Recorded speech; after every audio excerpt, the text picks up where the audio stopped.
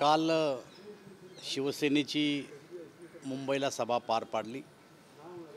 मोठा गाजावाजा करून ही सभा घेण्यात आली। या राज्यातल्या सभेला सुद्धा या सभेबद्दल उत्सुकता होती की आपल्या राज्याचे मुख्यमंत्री आज राज्याला उद्देशून काहीतरी बोलणार आहेत, म्हणून सर्वजण टीव्हीकडे डोळे लावून बसले होते। परंतु मुख्यमंत्र्याचं भाषण ऐकल्याच्या नंतर सर्वांची निराशा झालेली आहे। मुख्यमंत्र्याच्या तोंडून आम्ही काय करतो आहोत, आम्ही काय करणार आहे आणि राज्याची सध्याची स्थिती काय आहे, आम्ही या राज्यातल्या जनतेला काय दिलासा देऊ शकतो, अशा प्रकारचं वक्तव्य यायला पाहिजे होतं। परंतु विकासाची चर्चा न करता, राज्यातल्या जनतेला कुठल्याही प्रकारचा दिलासा न देता त्यांनी केवळ आणि केवळ भाजपवर तोंड सुख घेण्याचं काम केलेलं आहे। त्यांचा मूळ मुद्दा होता की आम्ही हिंदुत्व सोडलेलं नाही। मी आपल्याला सांगू इच्छितो की तुम्ही हिंदुत्व सोडलं का नाही सोडलं याचं प्रमाणपत्र आता तुम्हाला देण्याची गरज नाही आहे। पण तुम्ही जेव्हा बार बार सांगता की आम्ही हिंदुत्व सोडलेलं नाही, आम्ही भाजपला सोडलं, याच्यावरूनच सिद्ध होतं की तुम्ही हिंदुत्व सोडलेलं आहे। कारण बाळासाहेब ठाकरेच्या काळामध्ये आम्ही हिंदू आहोत, हिंदुत्व सोडलेलं नाही असं म्हणण्याची कधीही पाळी आली नाही। ज्या पक्षाने आत्तापर्यंत शिवसेना भाजपला शिव्या घातल्या, जे स्वतःला सेक्युलर समजत होते आणि आपल्याला हिनवत होते, अशांच्या पंक्तीत तुम्ही जाऊन बसले, याचा अर्थ असा होतो की तुम्ही आता हिंदुत्व सोडलेलं आहे।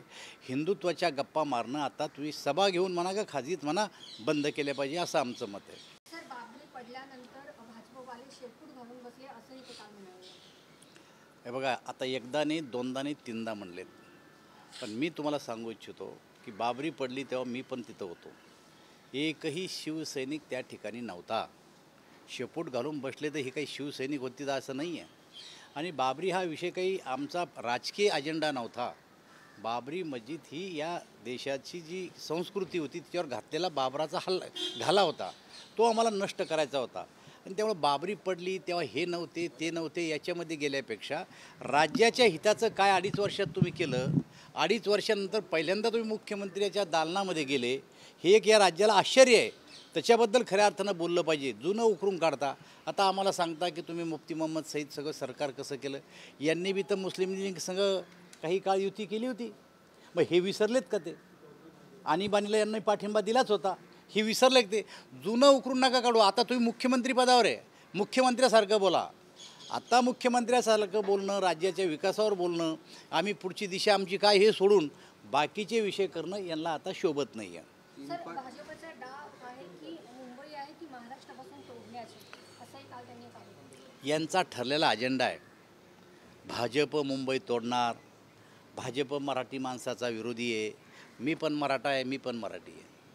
काय आम्हाला अभिमान नाही आहे मुंबईचा, आम्हाला अभिमान नाही आहे महाराष्ट्राचा। आणि ज्या टायमाला मुंबई तोडण्याची भाषा झाली का तेव्हा बलिदान देण्यामध्ये हेच होते असं थोडं आहे। अख्खा महाराष्ट्र उठला होता आणि त्या टायमाला हुतात्मे झालेत। आमचं मत आहे की मुंबईला तोडण्याचा कोणाचा इरादा नाही आणि मुंबई तुटणार नाही, मुंबई अभेद राहणार आहे।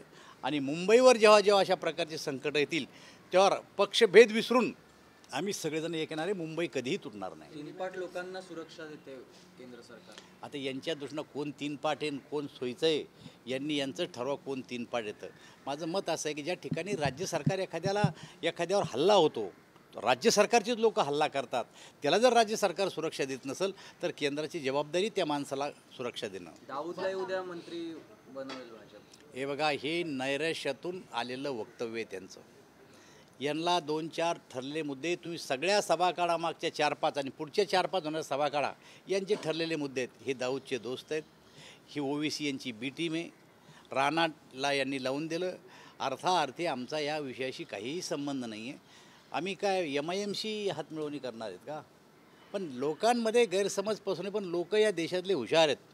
ज्यांनी मुस्लिम लीगशी युती केली ती आम्हाला शिकू नये त्यांनी।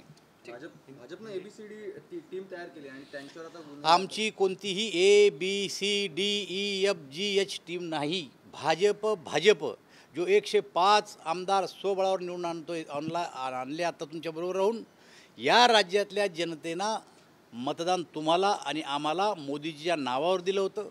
तुम्ही दगाफटका केला, असंघाशी संगत केली, सरकार त्यांच्याशी बनवलं. ज्यांनी तुम्हाला आत्तापर्यंत हिणवलं, जे स्वतःला सेक्युलर समजत होते, तुम्ही त्यांच्या पंक्तीत जाऊन बसले. आता तुम्ही हिंदुत्ववादी राहिले नाही. आमची कोणती टीम नाही. 2024च्या निवडणुकीमध्ये आम्ही दाखवून देऊ, कारण मागच्या निवडणुकीत मतं आम्हाला भेटले, पण मताची चोरी झाली, चोर बी पकडला गेला. आता त्या चोराला सजा द्यायचं काम पुढच्या निवडणुकीत. आम्ही कधी सामनामध्ये मोदींचा अपमान केला नाही असं. पण तुम्ही अपमान केला की नाही केला, तुम्ही कधी कधी मोदीबद्दल काय बोलले, हे या राज्यातल्या जनतेला माहिती आहे. आता लाटा येतात आणि लाटा जातात. इथं मोदीच्या वडिलाचं नाव घेऊन तुम्ही असं म्हणलं की ते जरी आले तरी इथं मोठी लाट येणार नाही. हे त्यांच्या तोंडचं वक्तव्य ते विसरलेत. ते म्हणलेत की इथं दामोदर दास मोदी जरी आले तरी महाराष्ट्रात काही फरक पडणार नाही, ते म्हणलेत. आणि ही मोदीवर टीका नाही का त्यांची? यांच्यावर टीका केली तर ही आग होती, आणि आमच्या नेत्यावर केली तर.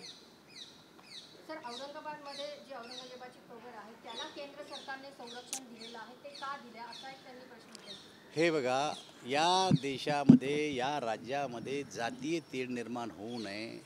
प्रत्येकाला आपल्या देवाधर्माची पूजा करण्याचे पूर्ण अधिकार या ठिकाणी दिलेले. कुठल्याही प्रकारचा जाती हिंसाचार होऊ नये म्हणून सगळ्या देवदेवतांना त्या त्या ठिकाणच्या संरक्षण पूर्वीपासूनच देत आले. आम्ही नाही दिलं.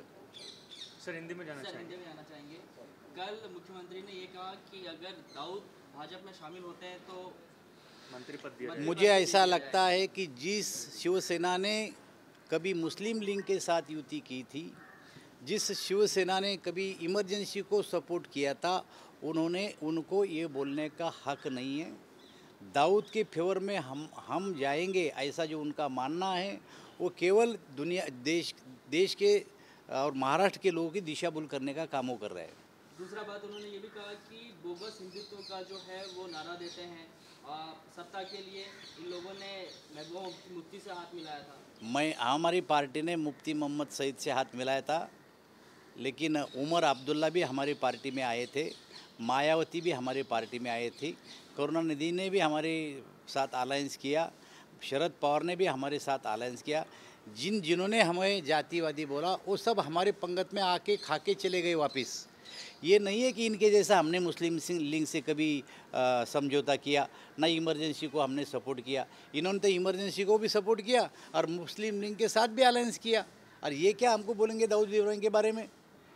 सर वो तो कह रहे हैं कि जो है बाबरी मस्जिद को लेके बयान आया, कहा कि अगर देवेंद्र फडणवीस अगर चढ़ते तो उनके वजन से गिर जाती बाबरी मस्जिद। ये तो दिल बहलाने की बातें कर रहे हैं यार। किसका वजन कितना है ये वेट पे नहीं होता है, लोगों का होता है। 105 देवेंद्र जी के पास एमएलए है, अकेले पार्टी के पास, इस पे से वजन उनका गिनो। ये क्या है तुम्हारा 25 किलो है क्या 35 किलो है, वो उससे नहीं चलता है। वजन नेताओं का वजन काय पर चलता है कि तुम्हारे पास कितने विधायक है, तुम्हारे पास कितने सांसद है, तुम्हारे पास कितनी जिला परिषद है।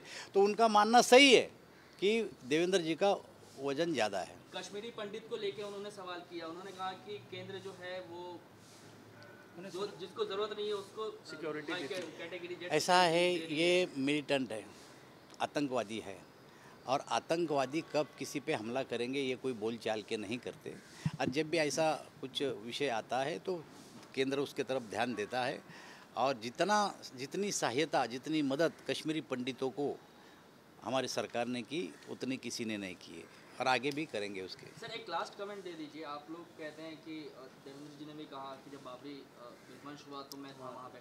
कल उन्होंने चुटकी लेते कहा कि क्या पिकनिक मनाने गए थे क्या वहाँ पर? देखिए, 2 बार हम लोग गए, और जाने का मुख्य कारण था कि जो हमारी श्रद्धा है प्रभु रामचंद्र पे, वहाँ पर उनका जन्म हुआ था। वो मंदिर नष्ट करके बाबर ने वहाँ मस्जिद बनाई थी। तो हम लोगों में जाके कई बार बोले कि यहाँ पर राम मंदिर था, और जाने के बाद हमारे जो कार्यकर्ता थे उन्होंने तहस नहस कर दिया उसको। और करने के समय में ये तो बम्बई में बैठे थे, घर में बैठे थे, हमारे सब नेता वहाँ पर थे, हम खुद थे, मैं खुद था। बाबरी मस्जिद की राजनीति आप करना इन्होंने बंद कर, क्योंकि भाजपा को बोलने के लिए अभी उनके पास कुछ नहीं, क्योंकि विकास का मुद्दा ये रखते ही नहीं। हमारा मानना है कि कल मुख्यमंत्री ने जो बोलना था, जो राज्य के लोगों की अपेक्षा थी, वो अपेक्षा भंग हो गई। विकास के बारे में बोलना था, 2.5 साल में मैंने क्या किया, अगले 2.5 साल में मैं क्या करने वाला हूँ, ये छोड़ के और कई मुद्दे भटके हुए मुद्दे निकाले उन्होंने।